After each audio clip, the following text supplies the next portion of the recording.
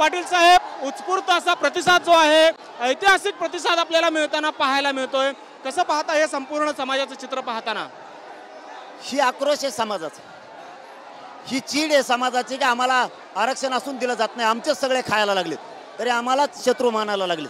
ज्या सरकारला माझ्या मराठ्याने सत्तेवर बसवलं ती सत्ता आज माझ्या मराठ्यांच्या विरोधात उलटली.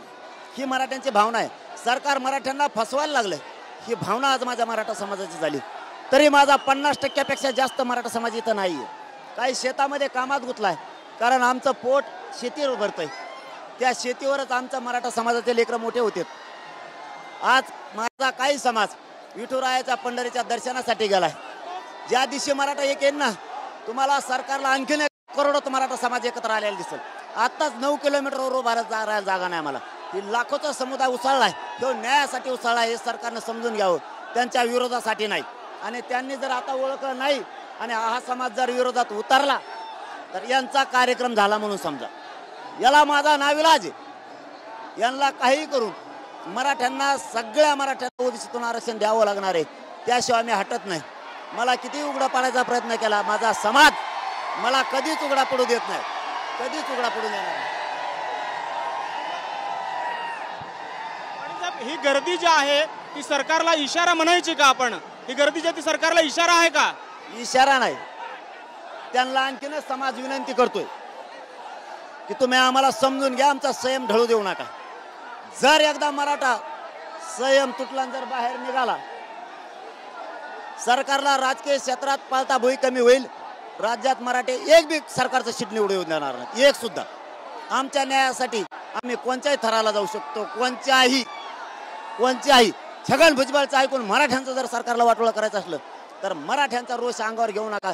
ही आक्रोश बघा फडणवीस साहेब आणि शिंदे साहेब, ही आक्रोश बघा. ही आक्रोश न्यायासाठी. आमच्या डोळ्यात पाणी आहे लेकरांच्या. त्यांना आरक्षण मिळावं वाटतं, आमच्या हक्काचं असून दुसरे खातायत. आणि तुम्ही त्याचं एकट्याचं ऐकून, छगन भुजबळचं एकट्याचं ऐकून तुम्ही तुमचं वाटोळं करून घेऊ नका. ही आमची विनंती आहे सरकारला. आम्ही न्यायासाठी बाहेर पडलोय, सुट्टी नाही. लक्ष्मण हाके यांची प्रतिक्रिया आहे की ओबीसी समाजामुळे किंवा ओबीसी आरक्षणामुळे मराठा समाजाची आजची ही अवस्था झालेली नाही आहे. त्यांना नोकरी जी आहे ती ओबीसी आरक्षणामुळे मिळालेली नाही. त्यामुळे यामध्ये ओबीसी आरक्षणाचा कसलाही दोष नाही असं लक्ष्मण हाके म्हणतायत. काय उत्तर असेल? त्यांना विरोधक मानलेला नाही ना. पडळकर भाऊ असतील, त्यांचे शेंडके भाऊ असतील, तायवाडे भाऊ असतील, आम्ही त्यांना विरोधकच मानलं नाही. फक्त त्यांनी समजून घ्यावं, आम्ही शांत आहेत म्हणजे तुम्हाला सन्मान देतोय, मान देतोय. धनगर बांधवाला मान सन्मान देतोय, शांत आहेत. तुम्ही त्याचा अर्थ गैर काढून विनाकारण छगन भुजबळचं ऐकून इकत भांडणं घेऊ नका. आम्ही तुम्हाला विरोधक मानलं नाही, कधी मानणार सुद्धा नाही. ह्यो सगळा करता करीता छगन भुजबळ आहे. ओबीसीचा गोरगरिबाचं वाटोळं करायला तेव निघालाय आणि मराठ्यांचंही वाटोळं करायला तेवच निघाला.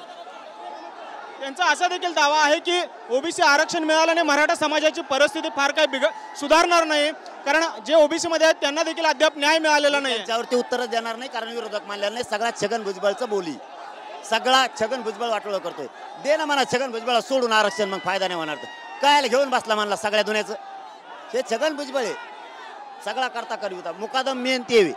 पण मग भुजबळ आता फारसं बोलताना दिसत नाहीयेत, तुमच्यावरती प्रतिक्रिया देताना दिसत नाहीयेत. काय नक्की कारण असं? वाटोळं करणारा तरच गप्प बसतो. चोरी करणारा कधीच म्हणत नाही मी चोरी केली. लपून बसायचं. धनगर बांधवाचा मराठीचं जुटून द्यायचं, ओबीसीचं जुटून द्यायचं आणि तिथं झोपायचं. दुसऱ्याच्या राख रांगोळी खोण्या जातीच्या मागणा. एसटीतून आरक्षण धनगर बांधवाला छगन भुजबळला म्हणा मागणा. एवढी ताकद छगन भुजबळनी आणि पाळलेल्या काही लोकांनी जी लावली ना, ती ताकद जर एसटी आरक्षणासाठी लावली असते धनगराच्या, आतापर्यंत धनगराला आरक्षण मिळालं असतं. इतका चालू आहे देव छगन भुजबळ. लावणं ताकद, मागणा. ओबीसीचा नेता आणि एसटीतून आरक्षण द्या म्हणा धनगर. ह्यो पाठ्यादरे म्हणतोय महाआंदोलन संपल्याच्या नंतर धनगराला एसटी तुलाच आरक्षण देणार. मी सांगतो, सांग म्हणा छगन भुजबळला. काल आता सरकारचे मंत्री नेते तुम्हाला भेटले, काय नक्की मागणी त्यांनी केलेली आहे? सरकारच्या नेत्यांनी काय मागणी केली आहे तुम्हाला? काल विनंती काय केली? सरकारचे दोन नेते आले होते, खासदार होते भाजप आणि शिवसेना शिंदे गटाचे. नाही, ते सरकारशी बोलतो म्हणले, चर्चा करतो म्हणले, दुसरं काय. लोकसंविधानाची प्रत तुम्हाला प्रिअम्बल आहे, ती भेट देत आहेत तुम्हाला. काय मुस्लिम बांधव सुद्धा तुमच्या पाठीशी आलेला आहे. मुस्लिम आरक्षणाबाबत देखील तुम्ही भाष्य केलं होतं. सगळ्यात जास्त सगळ्यात जास्त मराठा, मुस्लिम, दलित बांधवावरती अन्याय झाला, बाराबोलीच्या वारदारांवरती झाला, धनगर बांधवांवरती झाला सगळ्यात जास्त. का नाही एकत्र येणार? का नाही एकत्र येणार? आम्ही सत्तेवर बसवायचं आणि आम्ही फिरवायची. त्यामुळं आता कोणताच समाज एकत्र शांत बसत नाही. राजपूत समाजही शांत बसत नाही आणि कायकाडी समाजही बसत नाही. त्यांच्या आरक्षणाचा बट्ट्याबोळ केलाय कायकाडी समाजाच्या आणि राजपूत समाजाच्या सुद्धा.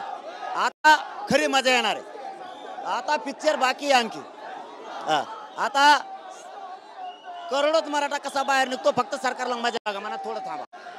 सरकारकडे आज या मोर्चाच्या माध्यमातून किंवा या रॅलीच्या माध्यमातून काय मागणी आहे? शंभूराजे देसाई साहेबांवरती विश्वास टाकला. शंभूराजे साहेब आम्हाला न्याय देतील. मुख्यमंत्री साहेबांवरती पुन्हा एकदा मराठा समाजाने विश्वास टाकलाय. फडणवीस साहेबांवरती पुन्हा टाकलाय. त्यांनी विश्वास सार्थ करावा. 83 क्रमांकाला मराठा आणि कुणबी एकच आहे ही मागणी पहिल्यापासून आहे. त्यांना जसं पोट जात म्हणून मध्ये घातलं, 180 जाती होत्या, 350-400 घातल्या. मराठ्यांचे पण हात घाला. 3 गॅजेट आहेत, 3ही लागू करा. सगळ्या स्वारीच्या अंमलबजावणी आमच्याप्रमाणे करा. आम्हाला राजकारणाशी काही देणं घेणं नाही. पण तुम्ही नाही दिलं, परिणाम मात्र सरकारला वाईट बघावे लागणार. पण पाहतोय जर का आरक्षण दिलं नाही तर मात्र सरकारला परिणाम भोगावे लागतील असा इशारा जो आहे तो मनोज जरांगे पाटील या रॅलीच्या माध्यमातून दिले आपल्याला पाहायला मिळते. कॅमेरामन अमित आडेसह सागर सुरवसे, TV9 मराठी, हिंगोली.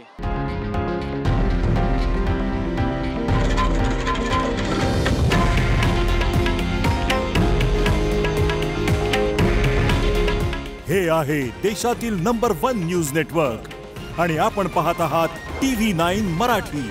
काळजी तुमची, हित महाराष्ट्राचं.